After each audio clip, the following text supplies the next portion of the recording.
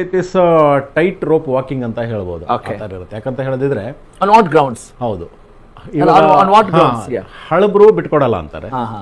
ಹೊಸಬರು ಡಿಮಾಂಡ್ ಮಾಡ್ತಾರೆ. ಹಾ. ಆದ್ರಿಂದಾಗಿ ಅವರಿಗೆ ಇದನ್ನ ಸರಿದೂಗಿಸುವಂತದ್ದು ಬಹಳ ಒಂದು ಕಷ್ಟಕರವಾದಂತ ಕೆಲಸ ಒಂದು ಆಗ್ಲಿಕ್ಕೆ ದೊಡ್ಡ ಚಾಲೆಂಜ್ ಇದೆ. ಹೌದು.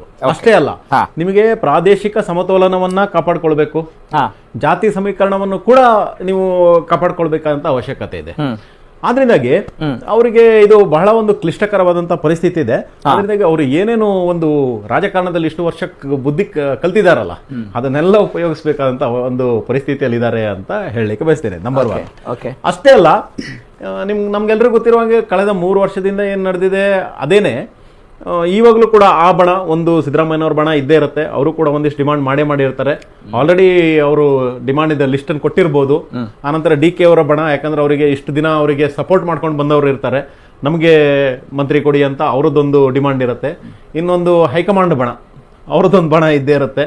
ಸೊ ಈ 3 ಬಣದ ಒಂದು ಹಗ್ಗ ಜಗ್ಗಾಟ ಇರುತ್ತಲ್ವಾ, ಅದನ್ನು ಕೂಡ ಬ್ಯಾಲೆನ್ಸ್ ಮಾಡ್ಬೇಕಂತ ಅವಶ್ಯಕತೆ ಇರುತ್ತೆ. ಅದರಿಂದಾಗಿ ಎಲ್ಲೋ ಒಂದ್ ಕಡೆ ನಾ ಕೊಡೆ ನೀ ಬೆಡೆ ಅನ್ನುವಂತ ಪರಿಸ್ಥಿತಿಯಲ್ಲಿ DK ಶಿವಕುಮಾರ್ ಅವರು ಇರುವುದಂತೂ ಸತ್ಯ. ಅದನ್ನ ಅವರು ಹೆಂಗೆ ಮ್ಯಾನೇಜ್ ಮಾಡ್ತಾರೆ ಅನ್ನುವಂಥದ್ದನ್ನ ಕರ್ನಾಟಕದ ಜನತೆ, ರಾಜ್ಯದ ಜನತೆ ನೋಡ್ತಾ ಇದ್ದಾರೆ. ಅದನ್ನ ನಮಗೂ ಕೂಡ ಒಂದು ಕುತೂಹಲ ಇದೆ, ಏನ್ ಮಾಡ್ತಾರೆ ಅನ್ನುವಂಥದ್ದು. ಓಕೆ.